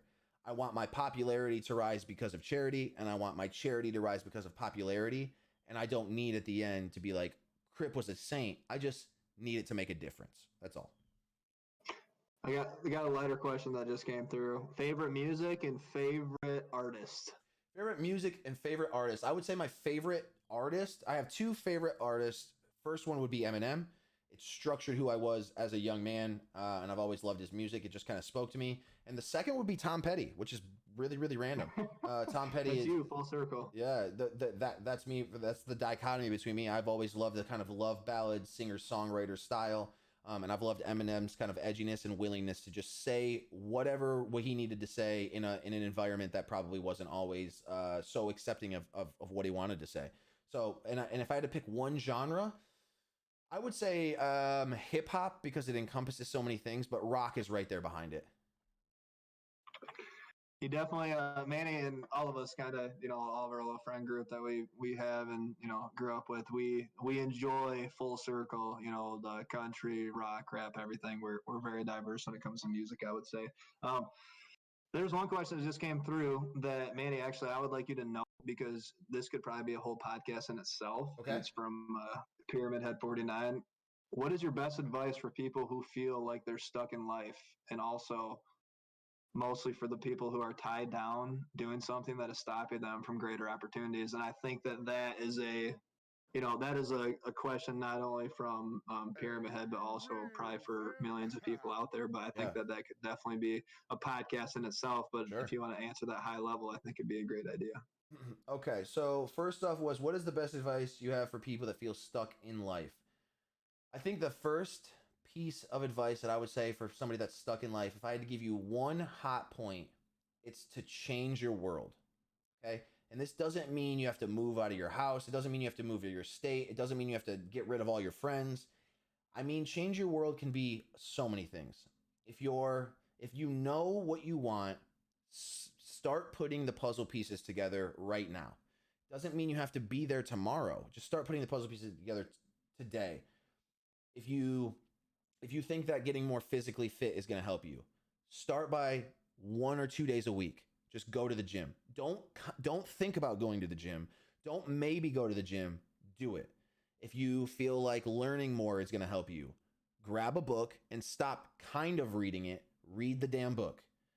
If what you need to do is change your personal life, then cut the people that don't add anything to your life out.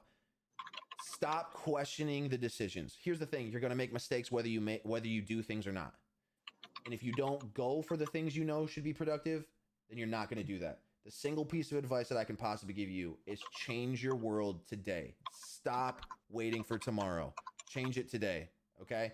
Do whatever you can and do the best you can in the moment to be as successful in every single moment as you can. You're not going to win every single thing. You're not going to be as successful as you want in every moment. But as long as you're moving in the right direction, that's the big thing. Well, there was a second part to that. What was the second part to that question? Mostly just focusing on the people who feel like they're tied down doing something. I don't know what that something is. Sure. Maybe they're stuck in a job or a relationship, anything like that. But it's stopping them. It's kind of the way I look at it is, they have chains attached to them, and it's stopping them from reaching that next ladder or greater opportunities maybe that they're passionate about, but they can't obtain it right now, and they don't see themselves obtaining it. I would say the biggest way to do that is, man, this is a hard thing. This is a hard thing, but it's a worthwhile thing. You've got to get rid of the stuff that's stopping you. If it's a relationship, if it's a job, if it's a place you're living, you've got to do everything in your power to remove yourself from those things. There are people in your life that have helped you at a certain point in time that are now toxic. There are jobs in your life that have been very successful that in the point in your life now are now toxic. There are places you've lived that you've loved that are now toxic. You've got to do the best you can to get those removed from your life. It is not always going to be easy. It's not always going to be fun. You might spend days where you're eating ramen noodles. You might spend days on Friday nights where you're sitting at home alone. But here's the thing. Every time you cross a bridge, right? Every time you cross a bridge, you've got to walk up to that edge. And you can't cross the bridge until you get up to the edge. You got to position yourself in the right spot to be successful, to be happy. Happiness, that path across the bridge takes time. But you've got to get on the bridge first before you can cross it. You have to. So I'm actually going to add something to that. I think, going back to the advice, I guess they didn't ask me my advice, but I'm going to give it to them because I have the platform to right now. Sure. Is to figure out yourself first before you try to figure out anything that is involved in your life, any other distractions, anything coming in. Sit down and figure out who you are.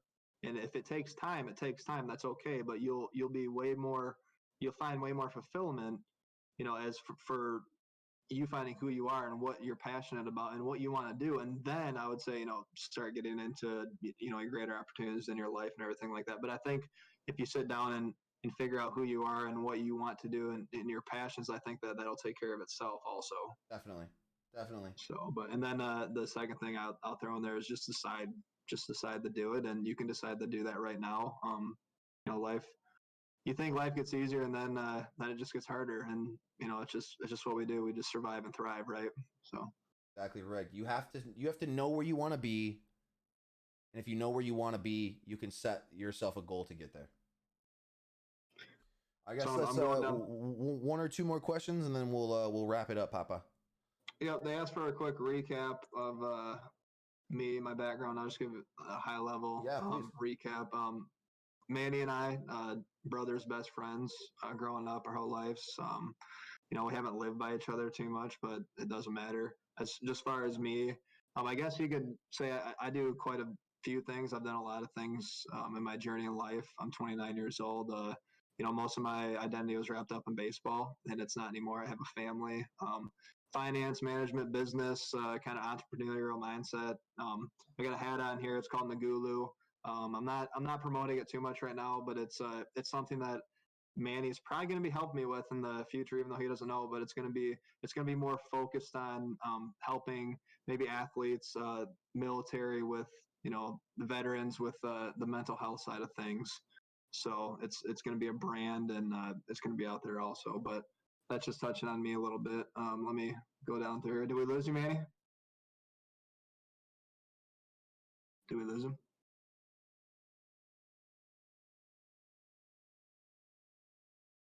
Maybe he had something crazy to go on. Manny!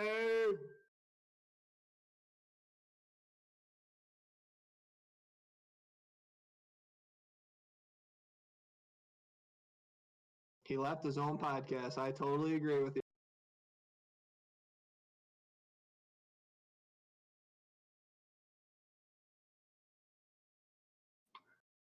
I'm not very entertaining, so I can't give you guys like a commercial or anything like that, but I apologize for that.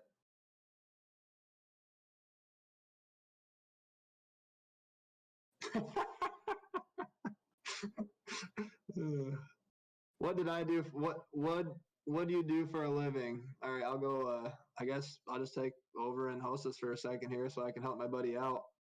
Have you ever seen the movie Boondock Saints? Yes, I've seen the number one and the number two, and obviously the number one is pretty awesome. I remember the scene where they pick up the toilet and throw that off. Oh, look it, we got our host back here. But what do I do? What do I do for? I told him if I was an entertainer, I'd make a commercial right now, but I'm really not that. Content creation isn't really my thing. But I'm gonna skip past a couple of these here. Thank you for trying to poke at me so I can help Manny with this here. Yeah, thank you. I had to pee so bad, dude. Jeez, dude. I know, right? Really? Yeah, dude. You think you come prepared for this kind of stuff? I know. So I don't know how many. Do you want to take any more questions? We've been kind of lengthy here. Yeah, you can do. Let's cut it off at two more, and that's it. All right, 2 more questions. So let me go down through here. Who were your favorite content creators you watched before you became a content creator? Before I became that's a great question.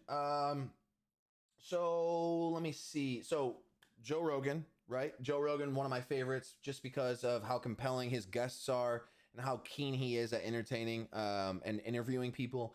He's very good at interviewing people. He understands how to work with people. He's good at pushing buttons when he needs to. He's really good at laying off of things when he needs to, and he's good at letting people talk when they need to go. I like that. I really enjoy Dr. Lupo for two reasons. One, I really enjoy his style of humor and his gameplay, but I really love how much charity work he puts in, and that's compelling to me. That's actually one of the reasons I was like, man, I can do this. If he can do this, I can do this, right? So I was 100% sure that I wanted to do it once he did that.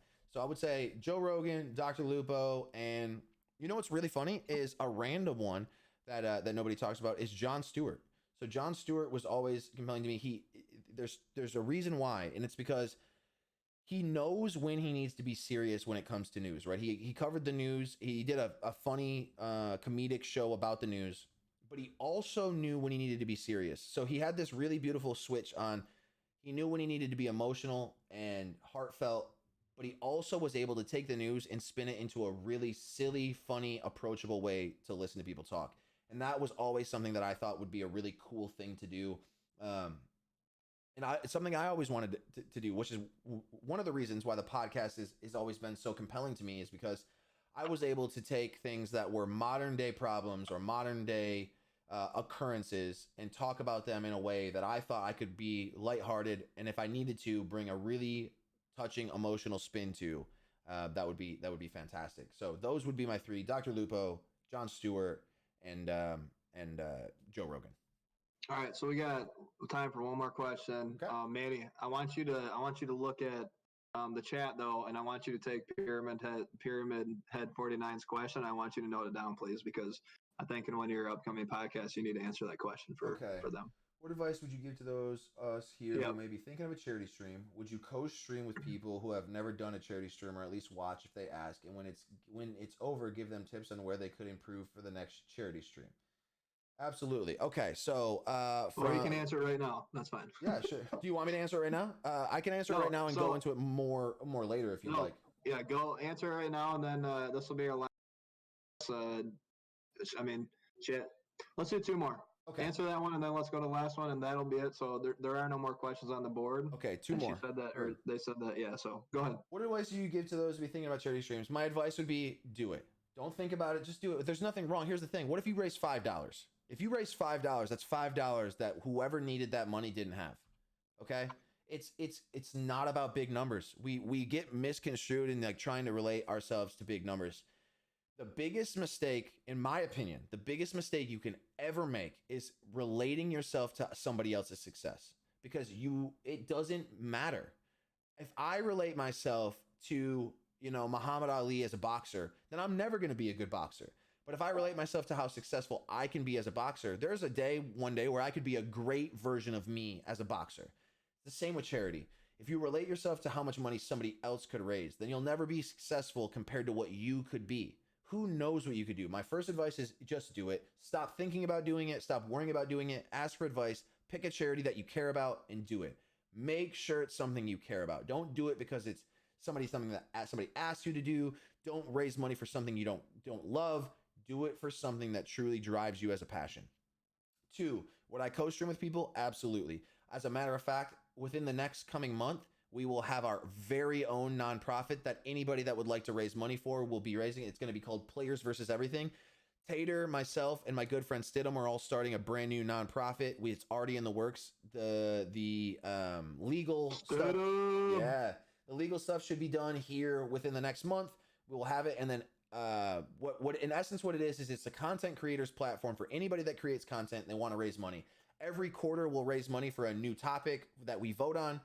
And then if you guys want to get behind it, you can raise money for it. So we'll do the best we can to get Tiltify on board, or small giving, or whatever, soft giving, whatever those platforms are, whatever platform we can use, we're going to use to get on there. And then you guys can raise money for the nonprofit that we started, and we'll all vote together to pick what charity we want to do. Tater. That's right, dude. So first off, I would say just do it. Stop worrying about it. Pick something you love. Run a charity stream. $5. adds up. If every single person raised $5 for a charity, we would have tons of money for the right reasons. Second, would I co-stream? Absolutely, I would co-stream with somebody. I would share my platform with people. I will do the best I can to help everybody with charity. I've actually been thinking about starting a charity consulting company, like a small charity consulting company, to talk about Great that. idea. So that way people can come in for like seminars, right? So they can pay for seminars, come in, and I can have a whole topic for each night that we go over, which I think would be great. Great idea. I'll be talking to you about that idea. That would be great. Yeah, that would be great. Last question. I see. Thanks for posting that again here, so I don't scroll up so far. Do you think that you're on your way to reaching your fullest potential? And if so, how far do you think you are until you reach your fullest potential, Kryppkeepa? I think I am on my way. I think that every day I do the best job I can to wake up and put myself in a better position to be as successful as I possibly can. I make mistakes. I do things that I don't. I get down on myself when I shouldn't. And I let some of my ambitions be both things where it drives me to be successful, and it sticks me in the heart where I'm like, man, I'm not as successful as I want to be right now. But I still have the awareness of knowing that, like, hey, it's a journey. It's not about the end game. It's the journey on getting there. Right. So I've got to focus on just keeping myself moving in the right direction. So I think, yes, to answer the first part, I am on the right path to get to where I want to go. How far do I think I can reach? I genuinely think that I can be, and I don't mean this in any way that doesn't sound as humbling as possible, but I really think that I can be a face of a content creation platform. I don't see any reason with my drive, with my work ethic, with my knowledge, with my ability to speak to people, that I can't get to a place of exceptional success. Especially in the charity environment, I think that I can be the guy, right? I think I can be the guy, and I think that that's where the end, or at least I think that's where the road leads before we find our new path, is being the guy in charity and being one of the faces of something like Twitch or YouTube. And I don't see any reason I can't get there. Do you want to answer your one last question? Have I ever seen the movie The Boondock Saints? I have. I love that movie. The symbology? Yes, I have. Yep, love it. All right, we did it. You got anything else, buddy? Or I mean, we've been talking for a long time. If you guys haven't, Twitter is Kryppkeepa, Instagram is Kryppkeepa, YouTube is Kryppkeepa.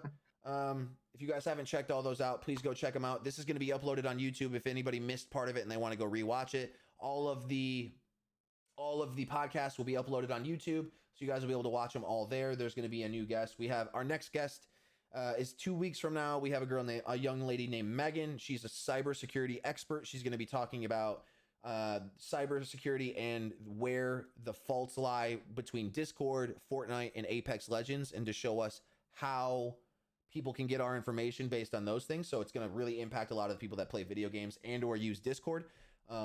In some of the back holes that people use. So she's going to talk about some of the hard places to get to, or some of the easy places for them to get to, and how we can better protect ourselves from those cybersecurity threats via video games and entertainment. Awesome. All right, so if you're good with that, I'm going to close it out, man. Please, babe. All right, so I just want to say thank you for allowing me to do this, and everybody out there. Yeah, thank you.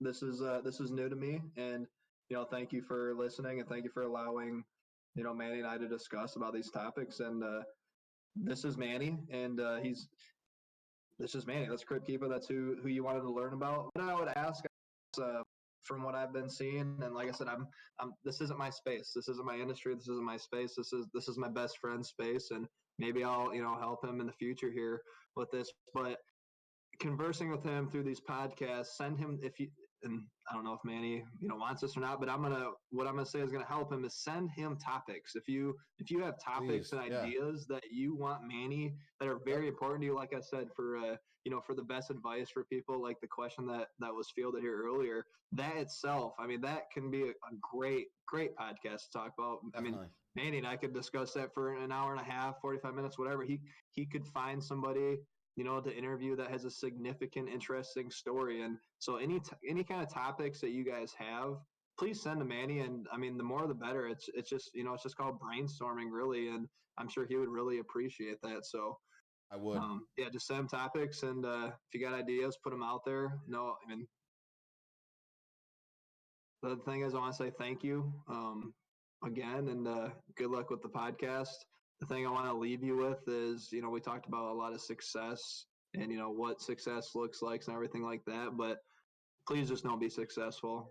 Success is one thing, but please, please be significant in the lives around you and help the people around you. And that's all I got. Hope you all have a great day, and thanks for listening. And Manny, I love you very much, buddy. I love you too, man. Thank you so much for everything. Good luck with it, and I'll be talking to you. Have a wonderful rest of your day, everybody. Cheers to everyone. I will talk to you guys tomorrow. Thank you, Michael, again. Love you, buddy. See you guys later. Guys. See ya.